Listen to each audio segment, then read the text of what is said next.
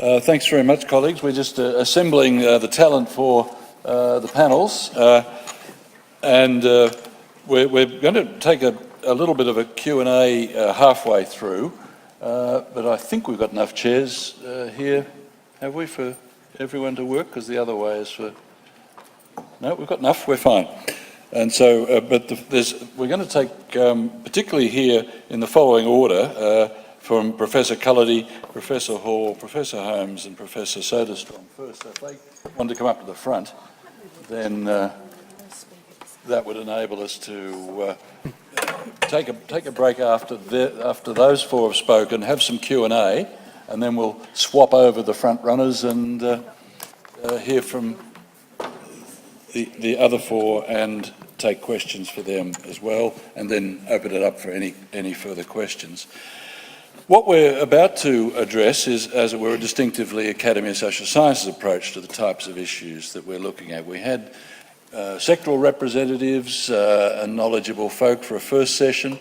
We've had a deep interrogation from experts in the ways in which trust and integrity work out in organisations as they checked each other's perspectives and views. And now what we're going to do is hail back to the disciplines that constitute the social sciences and get their perspectives on these themes. My own way of trying to order this world that we're trying to improve is, I think of the world in a sense as being driven by three motives, by greed, power and goodwill. And roughly that corresponds to the way we organise our world. That corresponds to the role of the economy with the market in respect to the power of greed, then power itself, the power that government embeds and has behind it, real power, the military and police, and then the community that itself relies upon voluntary social interactions through community organisations, but also through families and neighbourhoods. And it seems to me those three dynamics are the three forces that social sciences analyse the workings for. They overlap. My characterisation is incredibly crude, and indeed I always recall Freud's remark about academics who we academics are pursuers of truth and knowledge, the veritas motivation. But Freud's comment was academics are people who give up power, they give up love, they give up money so that they may pursue the truth, through which they may gain power and love and money. So we're even as complicated as the rest of the world on these matters, but we have a whole group of experts to help us sort this out. We're going to ask, how do the social sciences deal with these issues? How do different disciplines deal with these issues and contribute to trust and integrity? We've asked a leading thinker from each academy discipline to address those sorts of issues from the perspective of their discipline. And the one group that is missing, though, we've got philosophy, law, political science and management. We've got history, psychology, sociology and economics, but the anthropologists were away on field work. I'm told, though, that what they would have liked to have said is that anthropologists study the things that bring societies together and tear them apart. Among the things they study is trust. They study how integrity underpins status. One of the glues that makes societies stick is the gift. We've analysed every society in the past since the beginning of time, and gifts always carry obligations.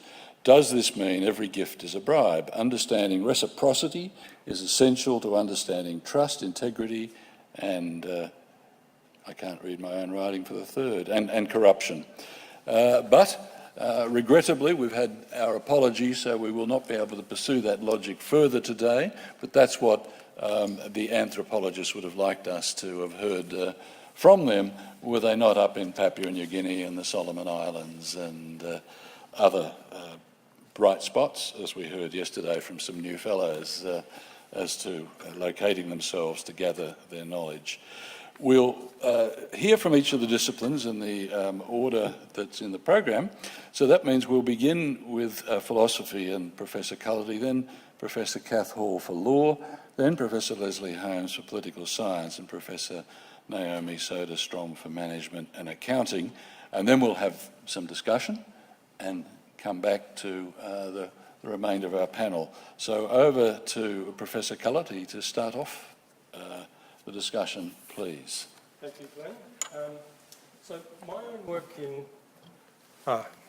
own work in moral philosophy doesn't focus specifically on integrity and trust, but I'll offer you an overview of philosophy's treatment of these topics, and it's probably a good idea if I go first, since I suppose what philosophy's offering is a clarification of what integrity and trust are, what the relationship between them is, what their value is, and also that gives you some perspective on the challenges and issues in trying to implement systems for improving them. So I apologise in advance if some of this is rather obvious, but I think it provides a framework for the rest of the discussion. So philosophers obviously survey and distinguish the different ways in which we talk of integrity and the different important values that this represents. There is some take-up for the idea that personal integrity is primarily a matter of consistency in standing for values and acting in accordance with them. But in professional and institutional contexts, what we're looking for is clearly more than that. Here it seems primarily a matter of committing oneself to conducting oneself in a way that can be justified to others as reasonable. So it's not just caring about being able to give a justification, but doing what could be justified as reasonable. And this gives us a simple rule of thumb for determining whether someone's acting with integrity, and that's a daylight test. Are you conducting yourself in a way that could be defended to others as reasonable when fully exposed to public view? And a person of integrity is concerned to do that whether or not they are in fact exposed to that scrutiny. There is then disagreement about what sort of motivation is compatible with having integrity. And I myself am on the side of those who say that it's consistent with the possession of integrity, that you're motivated by the prospect of shame in the event of exposure. And I think that's relevant to what could count as institutional methods of improving standards of professional integrity.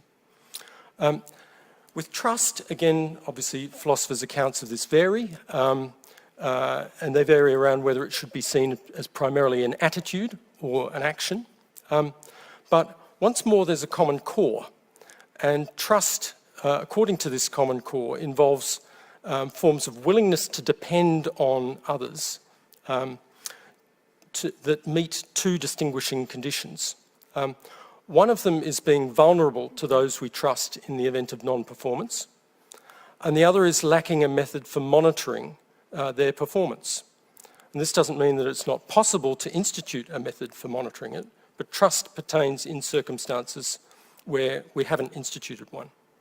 And typically the second of these conditions arises in professional contexts where we're relying on those with expertise to exercise it in our interests, and our own lack of expertise makes us unable to verify whether they're doing so.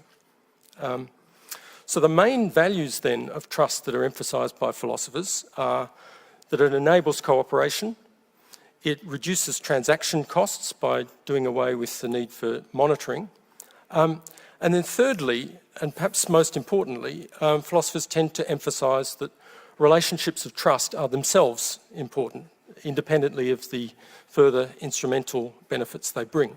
This is most obviously true in personal relationships, but also in professional ones, and it's true of trust in trustworthy institutions.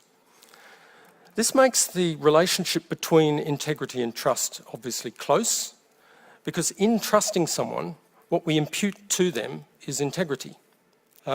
Integrity is a commitment to acting in the ways a reasonable monitor would require of you without the need for monitoring to motivate you. integrity is the disposition not to exploit opportunities for the abuse of trust. And this makes it one of the two fundamental components of trustworthiness, the other being competence. So what this gives rise to is an important conceptual point and an important value point.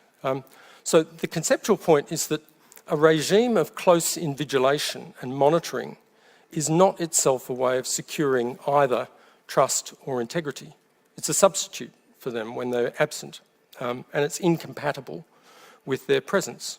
Of course, it may be required in order to deal with the untrustworthy, but it's not itself a way of securing these valuable things. But then also the point about value is that in many contexts, it's an insult not to be trusted. The withholding of trust is withholding the judgment that you're a person of integrity. And this means that when integrity and trust break down, there are broader harms that are done. The reputation of professionals who have integrity is thereby called into question by the untrustworthy behaviour of those who lack it. And it's also significant that a natural response to trust having been withheld is to react negatively, behaving worse than you otherwise would. And so I'll just suggest this leaves us with a challenge, that on the one hand, we need to protect ourselves against the harms that failures of integrity expose us to. But on the other hand, there's a danger that increased monitoring can produce three kinds of problems. One is a sort of feedback effect in which lack of trust produces worse behaviour that then requires more costly monitoring. Secondly, there's a loss of social capital in depriving us of relationships of trust which are themselves valuable. And then thirdly, there's the collateral harm to innocent professionals in not being trusted, and that's not negligible. I don't want to suggest that this is an intractable problem. In general, it points us towards a division of labour. We rely on professional associations to monitor their own professional culture, and we rely on investigative institutions whose job is to be untrusting in order for the rest of us to have some assurance that daylight is being shone and standards are being met. So clearly we're in a situation in Australia now where we need to increase the strength of those invigilatory institutions. But as we do so, we need to bear in mind the dangers, potential dangers that I've mentioned of these feedback effects, loss of social capital and collateral harm. So I'll leave it there. Great, thanks, Garrett. And we'll toss straight over. Thank you. Kath, and panellists, feel free to come up here if it's easier than sitting crowded over there for your turn. Yeah, thanks. I can't see everybody, so I'll come up here. So I'm going to do very much an overview as well. So my area is law, and interestingly, not a lot has been said about law this morning, more in passing than in substance. And that's because when we think about it, law is about setting standards of behaviour, minimum standards of behaviour, and then about creating processes that attempt to ensure that those standards of behaviour are met. So when we take words like integrity and trust in particular, they don't have a lot of resonance within law specific, but within the broader frameworks of law. So I'm going to take each word and just make a comment on how law responds to these words in its both formal sense and then perhaps in some challenges. So integrity for law is very often about integrity of systems. So law often responds to whether systems are transparent, whether their processes are effective, whether the processes conform with the standards of behaviour that we're looking for, and so on. So, for example, we have integrity in the legal system. Integrity in the legal system and the courts is very much about access to justice, which is one of the key issues in Australia that is crying out for reform. We also have integrity within the judiciary, within the legislature as a lawmaking institution, integrity within companies, integrity within the legal profession. And again, as I said, law in many of these instances creates a proxy for integrity through a focus on process. And we continue to see processes being increased, accountability and compliance being increased across these areas. Interestingly, I'd just point out one area in which I think integrity has been linked up with diversity is within the judiciary. So we've seen, for example, an increase in the number of male and female judges across Australia as an attempt to deal with integrity within the judiciary through processes and membership. But ultimately, integrity is not an issue that the law regulates per se. And so let's move on to trust. Trust, the law primarily focuses, if you think about most, other than focusing on systems, the law is about individuals. It's about individual behaviour. By and large, the law does not regulate organisations or institutions per se.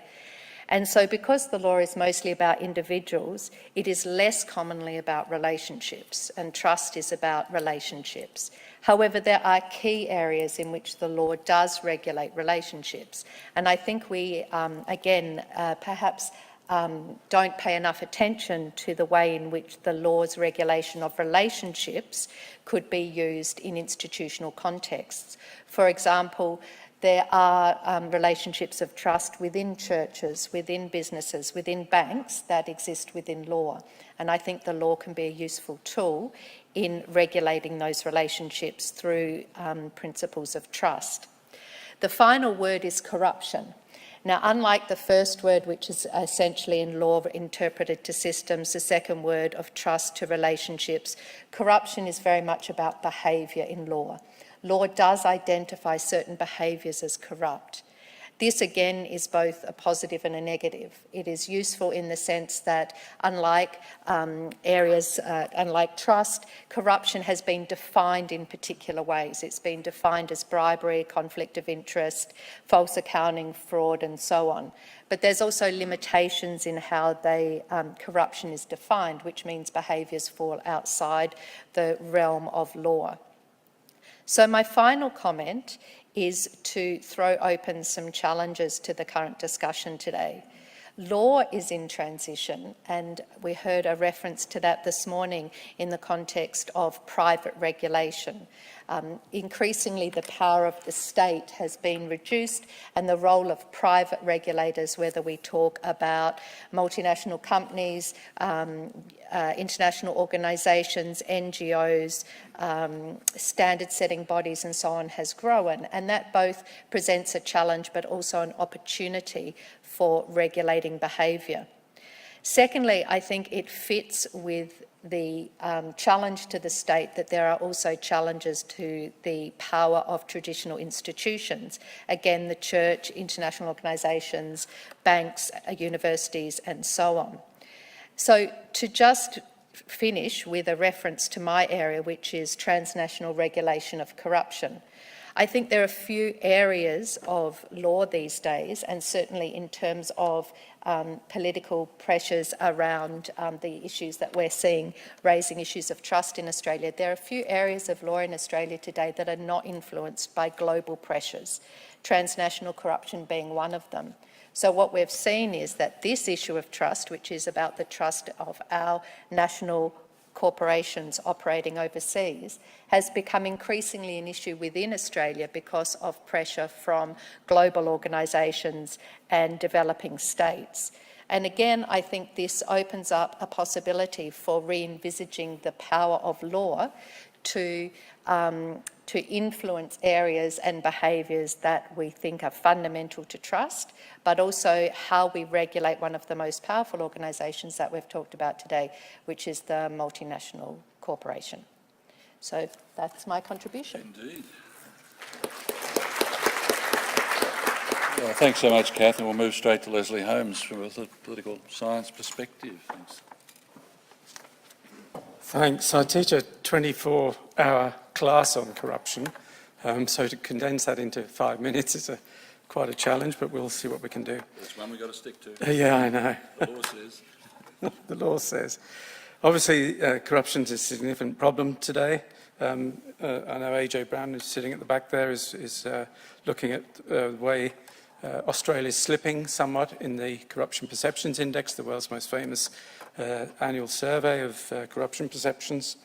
It affects all sorts of areas. I can't go into those details, but just to remind you, things like the environment, the cutting down of trees and so on, smuggling of rare animals and plants that involve corrupt officials.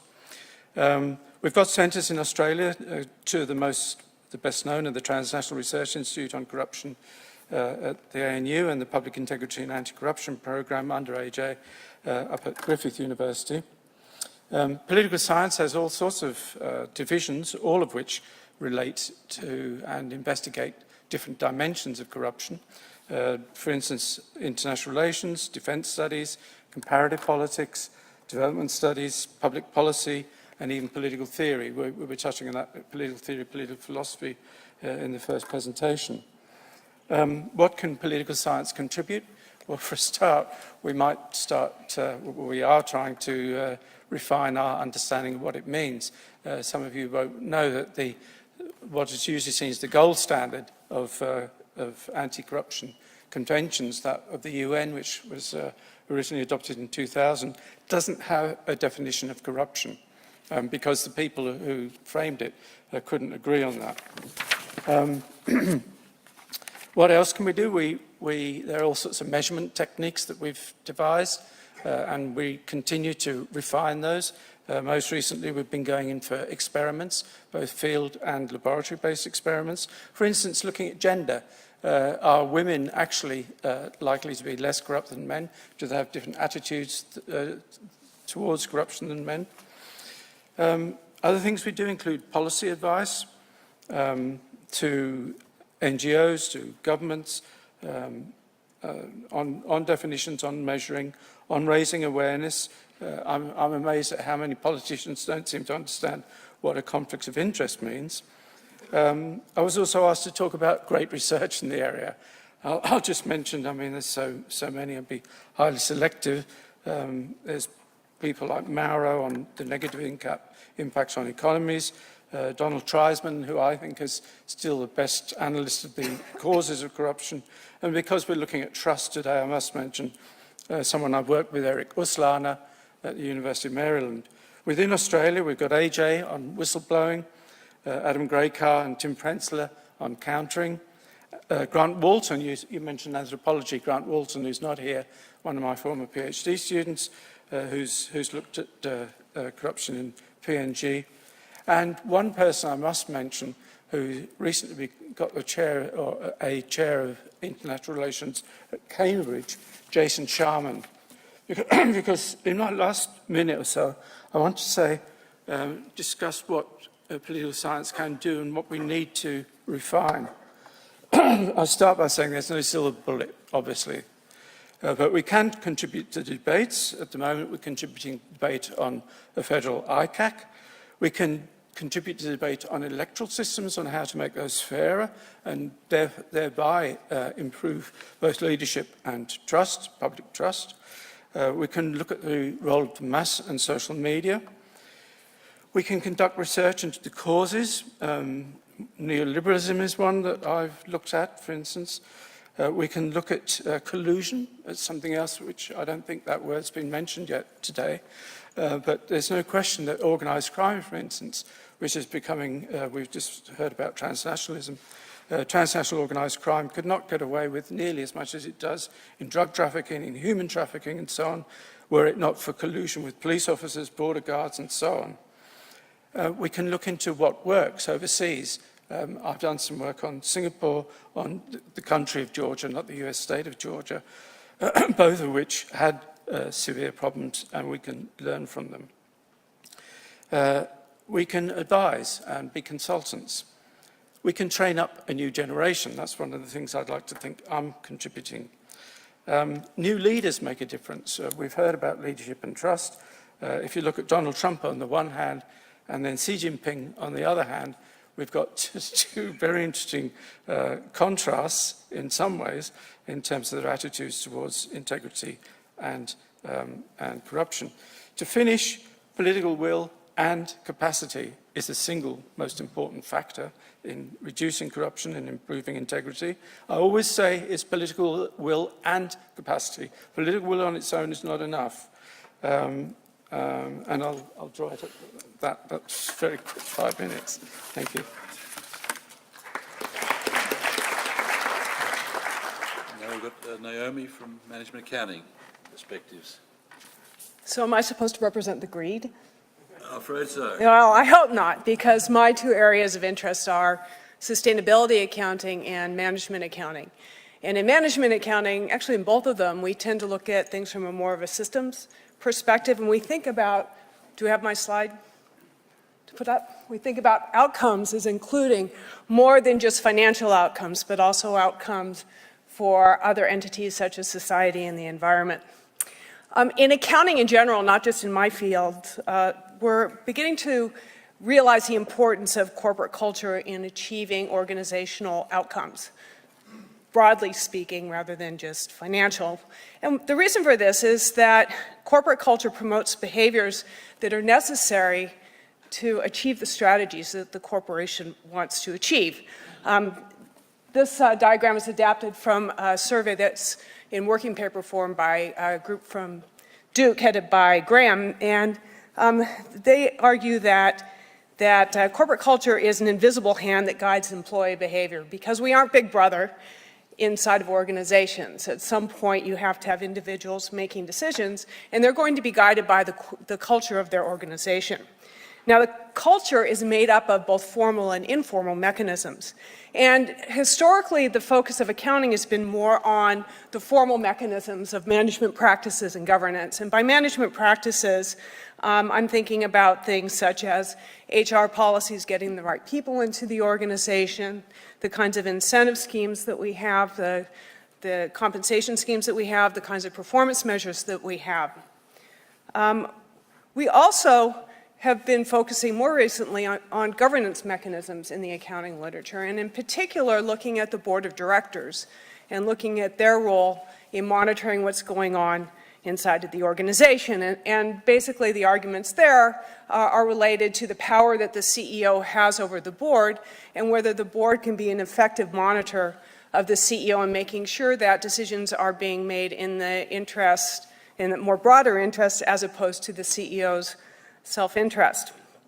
And what we found is that things such as diversity in the board, having more women on the board, having independent boards of, members of the boards of directors are important for improving the effectiveness of the corporate culture and of the effectiveness of the organization. And we see this being echoed in a lot of regulations that are happening all over the world, including in Australia, to increase the diversity of boards and to increase the number of independent directors that are on the board.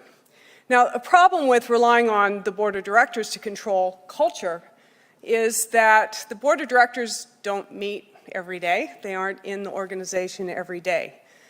So they're pretty distant from what's going on inside of the organization in many ways. And that's why we need to rely on some of these more informal mechanisms through corporate culture to help guide the day-to-day activities of individuals within inside the organization. And so now what we've been doing in the accounting literature is beginning to explore the role of corporate culture in guiding how the corporations achieve their outcomes. And one way to think about culture is to think about the values that the culture has and then the norms that are inside of the organization. So the values are essentially the ideals that the employees strive to fulfill, and by norms I mean the day-to-day practices that reflect the values that hopefully are expressed through the values statements in the corporation. Now, it's important that this culture, that these values be not mere lip service. They need to be real values held intensively within the organization and communicated effectively throughout the organization. So if you look at Wells Fargo's, which precedes the issues we've had in Australia with banking. If you look at Wells Fargo, if you look at their sustainability report, they say that they really care about their employees and they care about their customers. Yet you look at their behavior and the day-to-day decisions, the norms that were in place, and the norms that were in place were to defraud both the employees and customers. And so clearly here you've got a corporate culture, the norms don't match the values. The other thing that we need to think about is that all of these things interact with each other. So the kinds of incentive systems that you put in place can work counter to or with the organizational values and the corporate culture. So if you think about, once again, in the banking sector, very, very strong incentives to sell additional accounts, or if you go back to Enron and think about the strong incentives for these traders to buy or to bring in additional contracts, whether or not they were ever going to be fulfilled. Arguably, these very strong incentives are what drove a lot of the issues in Enron. Now, of course, culture has to come from somewhere, and I apologize, my flight was late, so I missed a large part of this morning, but from what I heard from Nicole and Leon's presentations, leadership is really important. And we find that as well in the accounting field, is that culture is really determined by leadership. Leaders, it's more of a top-down kind of an implementation of culture. If you don't have the right leader at the top, then your organization is in trouble. And this is where hiring policies and other stakeholders outside of the organization can impact who is the CEO, who are the leaders that come in, and the values that they should be espousing. External entities can also impact the amount of investment in corporate culture, which is also very important. On the other hand, the leaders aren't enough.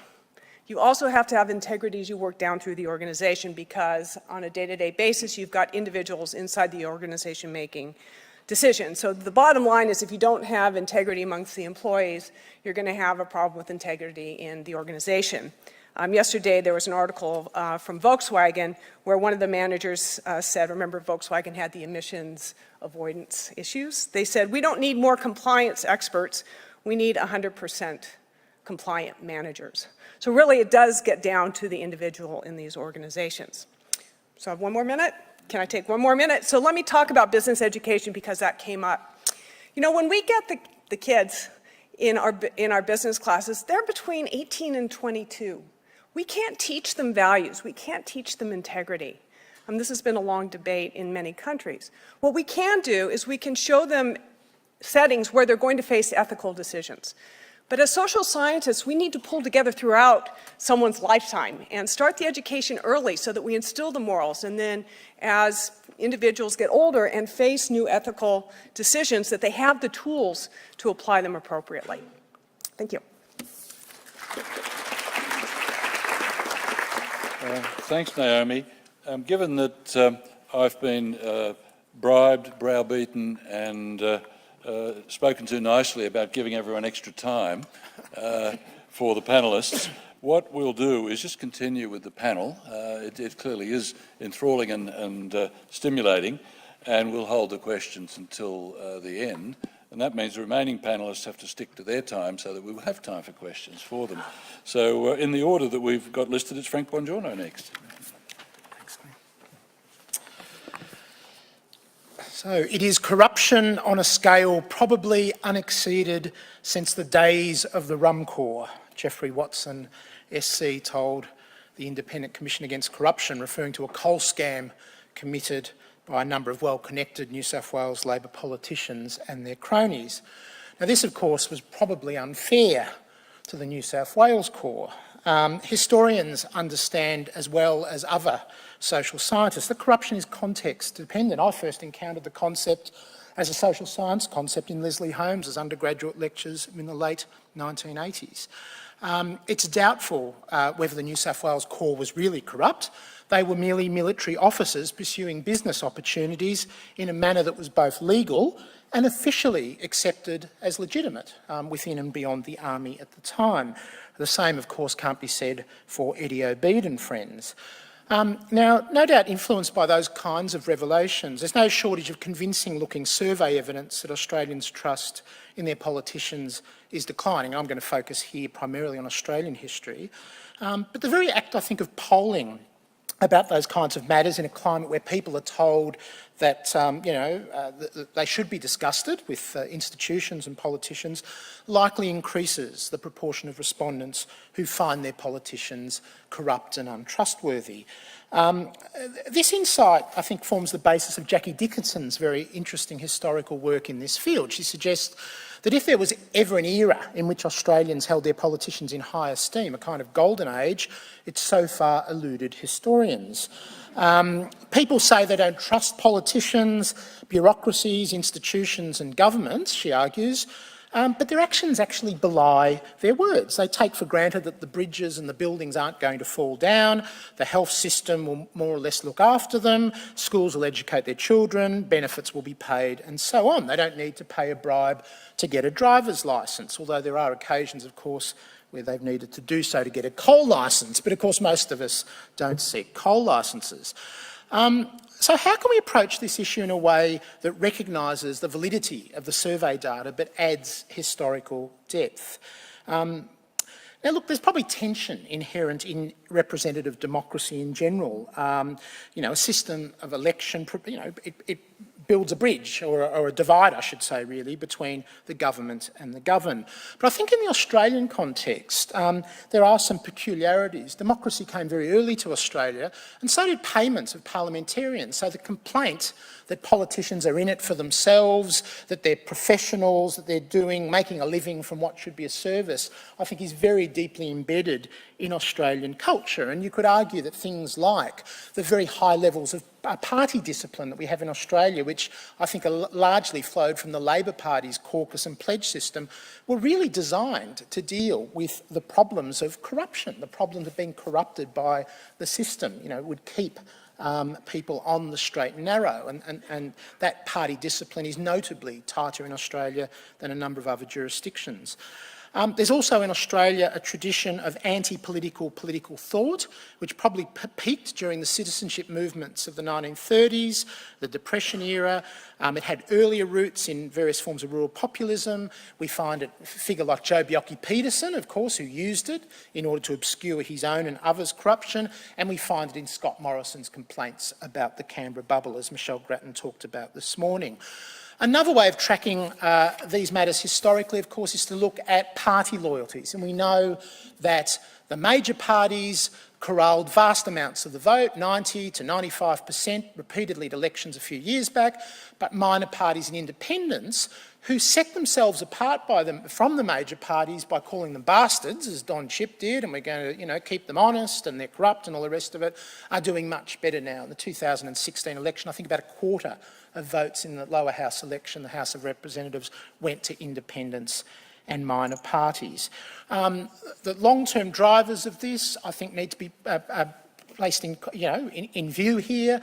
I'd point to the kind of winding back of a kind of protective state in the 1980s and 1990s, which I think probably undermine people's faith in the capacity of government to look after them. So whatever you think about those changes, I think it did have implications for the way in which people look at politics. And it's very interesting that that moment in the 1980s and 1990s coincided with the development of much more serious integrity systems at both the state and federal level, a connection that I think is probably worth exploring by historians, political scientists and others. And so I'll leave it there. Thanks, Glenn. Thanks very much, Frank. And Val Braithwaite, please, from Psychology. 5 points about how I look at trust through a psychological lens. First of all, people differ in capacity to trust, as they differ in their capacity to engage in cooperative and social activities. But trust is socially adaptive, generally speaking, and most of us at an early age develop a good dose of it. Erik Erikson sets out trust and mistrust as our first stage of psychosocial development. We know this through folk knowledge. Good parenting means being consistent in providing care and responsive to a baby's needs. We learn trust through knowing our carers will look after us. They meet our needs, they don't harm us. My second point is to draw attention to work by Jenny Job and Monica Reinhardt at the ANU. That is that trust ripples out from trust in family. Trust in family leads to trust in friends, to workplaces, to neighbourhoods, local authorities, and eventually more distant government institutions. In Jenny's research, the institution was the Australian Taxation Office.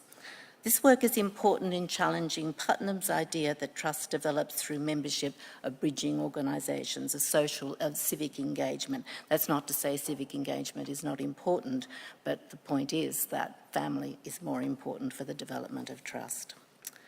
So while trust ripples out like ripples from a stone thrown in a pond, the rippling can meet resistance. In other words, there can be pushback by organisations or institutions. They send the message, we can't be trusted. That happens through breaching trust norms. Now, babies may not be able to articulate dimensions of trustworthiness, but language and life experiences teaches us to develop that art. Trust norms essentially are shared understandings of what must be done to be considered trustworthy. They cluster around two themes. First, being dependable, reliable, responsible, and basically doing what you say you will do. We've heard quite a bit about that this morning. Keeping promises, if you like. The second cluster relates to social bonding, having empathy for others, sharing the concerns of others, showing generosity of spirit toward others. All of this is about abiding by the principle, I will not hurt you, I will honour my commitments to you and support you in any way I can. That is essentially what a relationship of trust means, and it exists between individuals but also between organisations, and of course between individuals and organisations. Fourth point, organisations and institutions breach trust norms regularly. Michelle made that point this morning. Distrust is not a new problem we're facing. Tom Tyler has captured what I would call a breach of trust norms through his concept of procedural justice. Now, he's not talking about a legal understanding of procedural justice there, but a psychological understanding. Essentially, justice as respectful treatment, fair hearing, absence of bias and arbitrariness. Delivery of procedural justice has been shown in many contexts to be more important than distributive justice in winning trust. Fifth and final point, breaches of trust do not cause systems to collapse. Persistently ignoring the signs, however, does. In my work, I draw a distinction between resistant and dismissive defiance. Resistant defiance is the kind of refusal to cooperate, an expression of distrust that responds well to procedural justice, as Tom Tyler talks about it. Apology, explanation of why the breach occurred, making amends to ensure further breaches do not occur, all of these will restore trust. So in other words, social processes can return to a state of honouring trust norms and expressing regret about the past. Dismissive defiance, however, is an entirely different beast. It's characterised by cutting oneself off from institutions, by rejection of trust norms, rejection of what most of us understand as a social contract with those who govern us. It's a desire to win against the system, and it usually also involves legal cynicism. Now, dismissive defiance is a serious threat to institutions. It can change or break institutions, but I'd leave you with this final thought. Sometimes institutions need to change. And without dismissive defiance by the suffragettes, we women may still not have the vote. Thank you.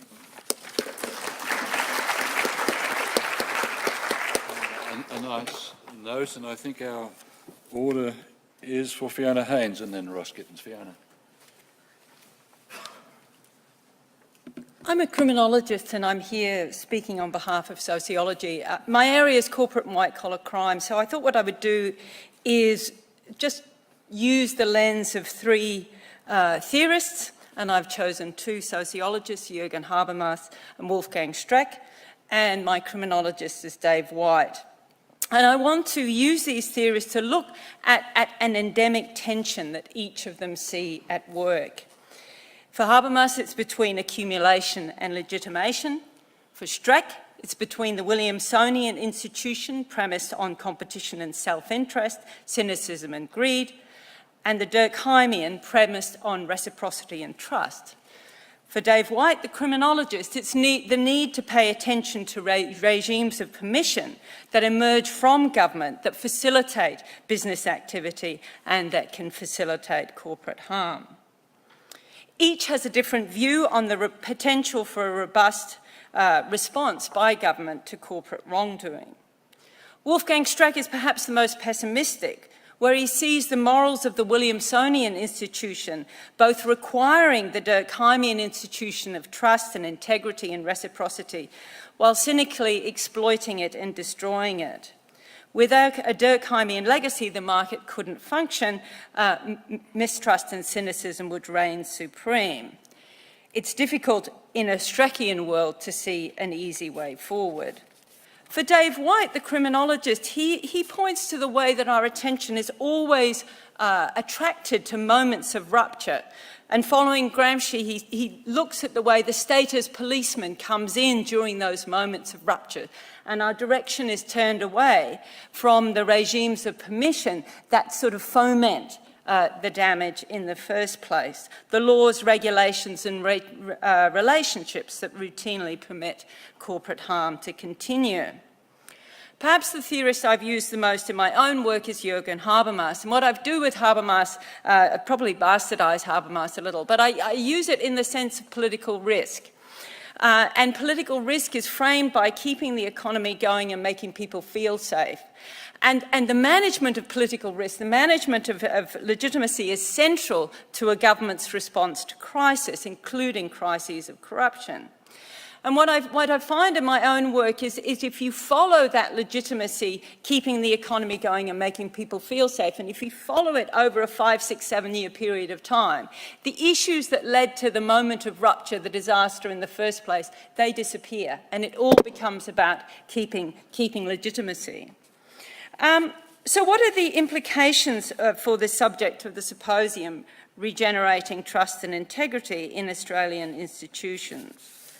From Streeck, I think it's that we may want to pay attention to the cannibalistic effects of anorexic competition, premised on profit as the primary source of economic growth and public benefit.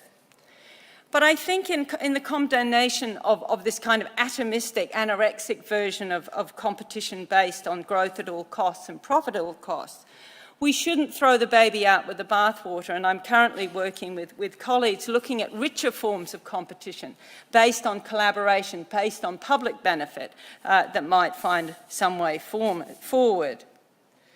From Dave White, I think we might want to be cautious about a national integrity system that has as its primary concern identifying corruption and misconduct.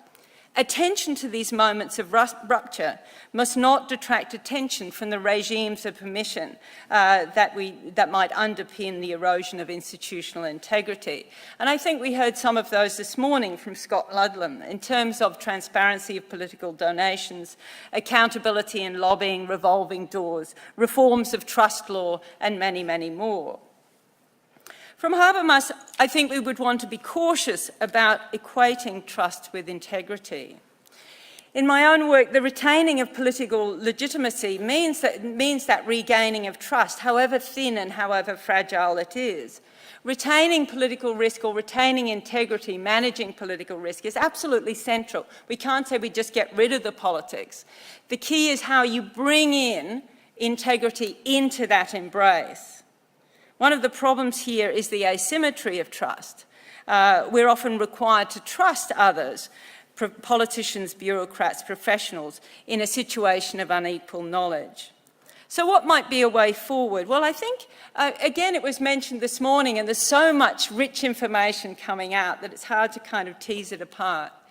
But to dwell a moment on the issue of accountability, not so much in a criminological sense, where accountability is sort of written as punishment, and punishment turns into law and order and the problems associated with that.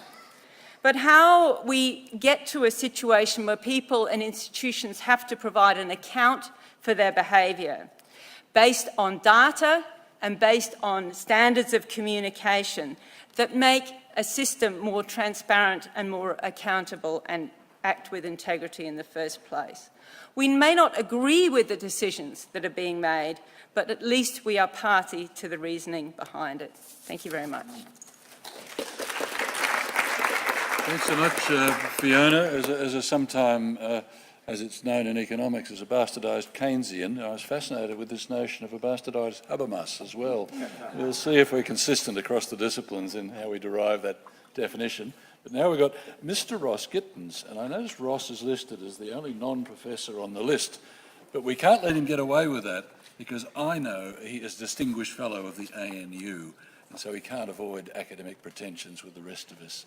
He's one of us. Nice to have you, Ross, on the economics perspective. Thanks, Glenn. I think I'm about to disagree with you right there. I'm not sure I'm the right person to be speaking on behalf of economists on the question of integrity, corruption and trust. My accustomed role is to provide outsiders with a critique of economists and economics. I suspect that's why a lot of people in universities read what I write. So I can't promise you that most economists would agree with all that I'm about to say. The plain truth is that historically trust has not been an issue of central concern to economists. That's not to say that it's not obvious to economists, as it is to everybody else, that a high degree of trust helps an economy function smoothly. It's just that economists have taken that for granted and looked at other things that they thought were more interesting. A small number of economists have been studying trust more recently, and the field of public choice theory has much to tell us about the reasons for such things as rent-seeking and regulatory capture. Now, I could elaborate on all of that, but since my time is short, I want to actually, and since in my quick summary, a quick survey of all that literature, I didn't think it would be hugely enlightening. I want to just give you my own conclusions, but at least the economists in the audience will be able to detect that my conclusions are heavily influenced by the way economists think and the things that they think are important. I believe that much of our evident loss of trust in governments, the banks and business is justified because there has been a deterioration in the vigilance of regulators and in the behaviour of businesses. Some part of this may be explained by failures in the experiment with the deregulation of many industries, which it was expected would lead to increased economic efficiency, which, to give them their due, economists would see that as meaning a greater benefit for consumers, not higher profits. But the motivation for the deregulation was that it would lead to increased economic efficiency to the benefit of consumers without any change in standards of honest dealing with customers.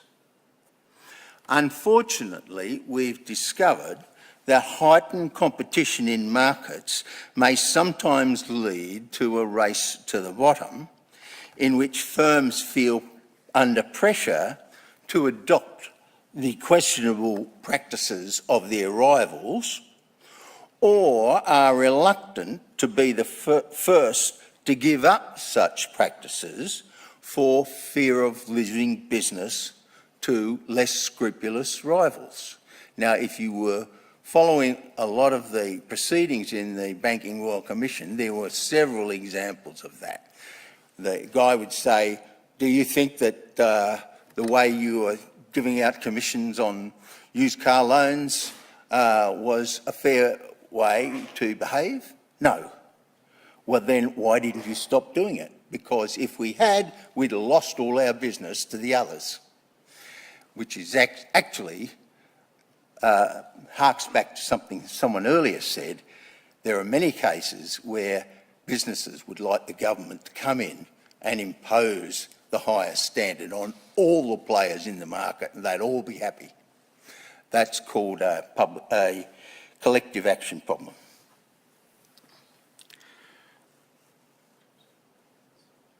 It may be no coincidence. Oh yes, regulatory bodies were in the era of deregulation, regulatory bodies were quietly encouraged to be more conciliatory and less aggressive.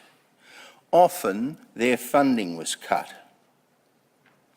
It may be no coincidence that the worrying number of allegations of wage theft in recent years came after the reduction of unions' rights of entry to the workplace, including their right to check the wage records to ensure industrial awards were being adhered to.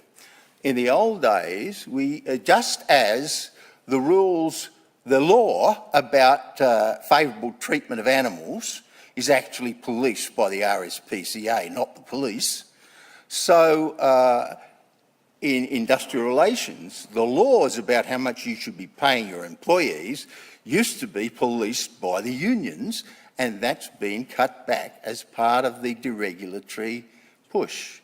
And I'm saying it may not be a coincidence that happened at the same time as now we get far more reports of employers not paying their legal entitlements. It's predictable for a decline in the public's trust in firms to treat their customers fairly to be followed by demands for greater government regulation of business behaviour.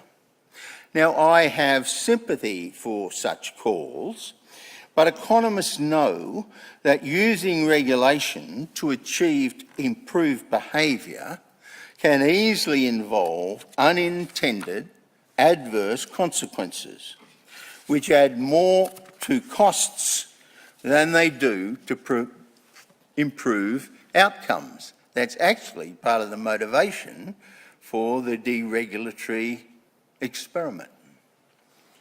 In his interim report, the Banking Royal Commissioner noted that most of the misconduct he had uncovered was already unlawful, suggesting that a raft of new laws was not needed.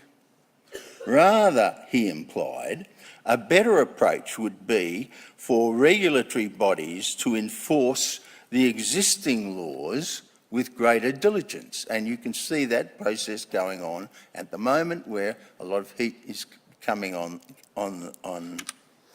the regulators for failing to be as tough as we, in retrospect, believe they should have been. There is an amoral calculation in economics which says that a rational decision on whether to break a law involves weighing the expected benefit from doing so against the expected cost of doing so, which is the amount of the penalty multiplied by the probability of being caught. Since the probability of apprehension is usually low, penalties need to be high, much higher than at present, for the deterrent to be effective, because it has to be multiplied in the way economists analyse it. It has to be multiplied by the chance of being caught. Some economists who are used to reducing everything to monetary calculations forget that penalties involving a jail term, however short, may be a far more effective deterrent. It's here that business people retort that you can't legislate to make people honest. And that is sort of what Garrett was saying in part of his remarks. But I want to say that I believe that that's only half true. If you make the expected penalty high enough, you will induce businesses to change their behaviour. And behavioural economists have learnt from social psychology that if you can bring about a change in people's behaviour, they will seek to reduce their cognitive dissonance by changing their beliefs to fit with the new behaviour. And that tells me that it is possible to change group norms of acceptable behaviour, what today we call business culture. That tells me that it is possible to change business culture for the better. Were that to happen, it's reasonable to hope that the public's trust in our economic institutions could eventually return.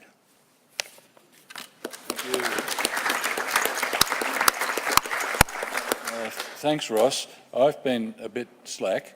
We're running out of time, but I think, to use a crass analogy, we've had a wonderful tasting menu of top-level insights from the social sciences on the state of our knowledge for the topics we're investigating today. We do have time for a couple of questions, though. For simplicity, perhaps, don't ask the whole panel what their views are. If you could direct a question to a particular panellist, that would help. One question over there. If you don't want to direct the question, I'll ask for the first panel volunteer only. Glenn, one of the disciplines you didn't include in the discussion today is geography. And if I could just put very quickly a geographer's perspective, which is quite different, I think, from much of what we've heard today. People who gain or lose trust in institutions live scattered all over the country in different communities at different local areas. And I think we need to look at the role of institutions, both public and private, in terms of how their decision-making affects people at the local level. The lack of trust in both public and private institutions, I think is very much, geographers would look at it in terms of being embedded in the way in which decision-making affects people in their local lives, their quality of life, the services that are provided. And we have a long history for several decades now of both public and private institutions withdrawing services from the local area. So the notion of universal service obligations has deteriorated very greatly, and I think it is probably one factor in terms of the loss of trust. At the very local level, the third level of government, local government, is an area where there's probably, arguably, some of the greatest loss of trust in some parts of Australia. We've seen this with lots and lots of stories of corruption, state government intervention to address corruption in terms of the way in which local councils deal with or are influenced by developers and so on. Taking that sort of scale-dependent and disaggregated in terms of local community perspectives is something that the geographer would put into the mix here. We'll take that as a comment and a chastisement of the Adams for their disciplinary classifications. I would add, people might be interested in the Centre for Policy Development's recent survey of attitudes towards public institutions and public expenditures, trying to pin down dollars indeed. But they found that trust in the governmental sectors was closest for governments closest to you, so that in fact local government was trusted more than the central government in Canberra. And it was quite a distinct difference that they found. You find that on the CPD website. Another question? Down here. Ian, yeah. Oh, hello. Thank you very much, panel, for a very interesting discussion and very interesting points.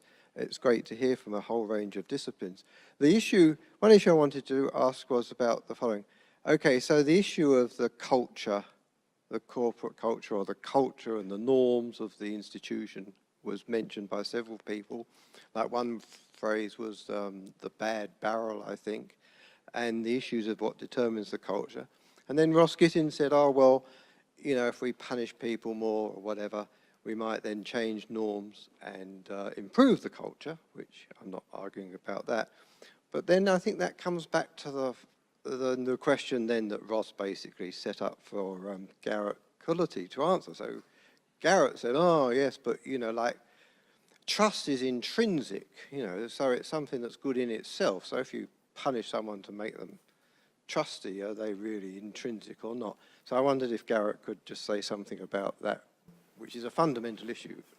Yeah, so I suppose the point at which this came up briefly in my talk was in discussing whether the motivation to avoid shame could actually be a way of securing integrity. So I take it that what we need is a kind of division of labour in society in which we are confident when we go along to the doctor that there is some form of invigilation by others to ensure that if my doctor is misbehaving, then there's a chance that they'll be detected.